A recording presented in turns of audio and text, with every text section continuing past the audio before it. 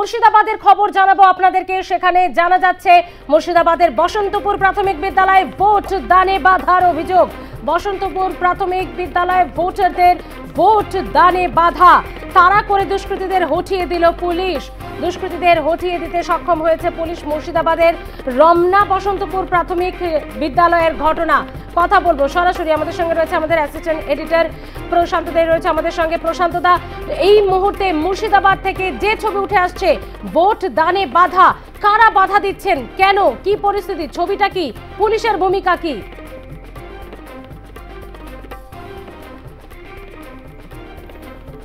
দেখো, তোমাকে যেটা বলি স্মৃতি, যে দৃশ্য দেখতে পাচ্ছি এবং যে অবস্থা সৃষ্টি হচ্ছে, যে অভিযোগগুলো আসছে মূলত শাসক দলের কিছু মানুষের বিরুদ্ধেই অভিযোগগুলো আসছে যে তারা ডোমকলের বিধানসভা কেন্দ্র যে সেখানে রয়েছে রানীনগর, সেখানকার যে বসন্তপুর একটি প্রাথমিক বিদ্যালয়, সেখানকার বেশ কিছু দুষ্কৃতী তারা জড়ো হয়ে কিছু যারা ভোট দিতে এসেছিল ভোটাররা তাদেরকে ভোটদানে বারবার বাধা দেওয়ার চেষ্টা করেছে।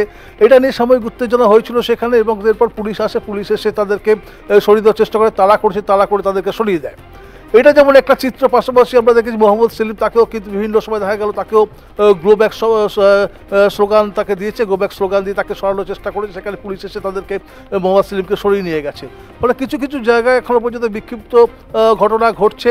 কিন্তু এই মুহূর্তে আমি রয়েছে বালিগ্রামের একটি প্রাথমিক বিদ্যালয়, এই ভগবান গোলা। সেখানে কিন্তু দেখা যাচ্ছে যে 2019-এর লোকসভা নির্বাচন, সেই 2019-এর লোকসভা নির্বাচনে এখানে টিয়াগো শেখ একজন কংগ্রেস সমর্থক, তিনি এসেছিলেন এখানে। সেই সময় তাকে দুষ্কৃতীরা ধারালো অস্ত্র দিয়ে কুপিয়ে খুন করেছিল। অর্থাৎ যেখানে আমি দাঁড়িয়ে রয়েছি, অর্থাৎ এই যে ভগবান গোলা যে বিধানসভা কেন্দ্র, এখানকার বালিগ্রাম যে প্রাথমিক বিদ্যালয়, এই বিদ্যালয়ে ঘটনা ঘটেছিল 2019 সালে। সেখানে টিয়াগো শেখ খুন হয়েছিলেন। আজকে সেখানে কিন্তু মানুষ ভোট দিচ্ছে। শুধু তাই নয়, টিয়াগো শেখের ছেলে বেহেতাব শেখ, সে কিন্তু আজকে জোট প্রার্থীর এজেন্ট হয়ে এখানে বুথে বসেছেন। আমি তাকে ডেকে নেব, ডাকবো, ছেলেকে ডাকবো, মেহতাব সেদিনের যে ঘটনা, সেদিন কি হয়েছিল এবং আজকে তার বার্তাটা কি বার্তা সে দিতে চায়, সে বিষয়টা শুনবো। স্মৃতি, কি হয়েছিল বলবে আমাকে? 23/4/2019 আমার বাবা খুন হয়েছিল এই বুথে, সেই জায়গায়, এই স্কুল 62 নম্বর বুথ, প্রাথমিক 997। এই বুথে আমার বাবা ভোট দিতে এসেছিল, আমার নতুন ভোট, আমাকে ভোট দিতে সাথে সঙ্গে নিয়ে এসেছিল। সেই বুথে আমার আব্বা এখানে আহত হয়, খুন হয়। এখন আমি চাইছি যে শান্তিভাবে ভোটটা হোক।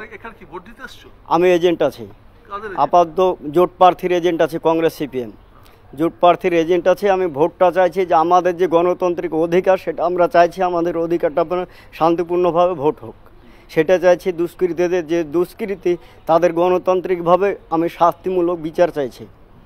আমার এই বক্তব্য, এই ধরনের ঘটনা যাতে না ঘটে, কারো যেন মা হারায় না, কারো যেন বাবা না হারায়।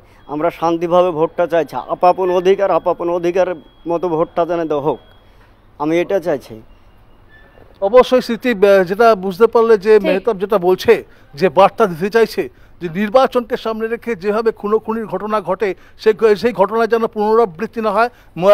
যে নির্বাচন প্রক্রিয়া যেন উৎসবে সামিল হয় এবং সেখানে উৎসবে সমস্ত মানুষ একসাথে হয়ে তারা যেন তাদের ভোট পর্ব দিতে পারে, ভোটদান করতে পারে, সেটাই কিন্তু এখন তার আশা। শুধু তাই নয়, প্রশাসনিক ক্ষেত্রেও কিন্তু সম্পূর্ণভাবে দেখতে পাচ্ছি যে সমস্ত ভোটাররা দাঁড়িয়ে রয়েছেন, তারা কিন্তু স্বতঃস্ফূর্তভাবে দাঁড়িয়ে রয়েছেন এবং এখানে তারা সুন্দরভাবে তাদের ভোটদান করছেন। ফলে যে 2019-এর যে ঘটনা ঘটেছিল এই বিদ্যালয়, এই বুথে, সেখানে কিন্তু দেখা গিয়েছিল একজন খুন হয়েছিলেন। সেই জায়গা থেকে এখানকার মানুষ চাইছেন, এখানকার নাগরিকরা চাইছেন, এমনকি প্রশাসনও চাইছে যাতে শান্তিপূর্ণভাবে এবং নির্বিঘ্নে ভোট পর্ব সাঙ্গ হয় এবং আর কোনো রকম কোনো ঘটনা না ঘটে, এটাই তাদের একমাত্র বার্তা। একেবারে প্রশান্ত দা, আপাতত ধন্যবাদ। তুমি তো রয়েছো, আমরা মুর্শিদাবাদের বিভিন্ন কেন্দ্রের খোঁজ খবর নেব পরবর্তী সময়ে তোমার সঙ্গে।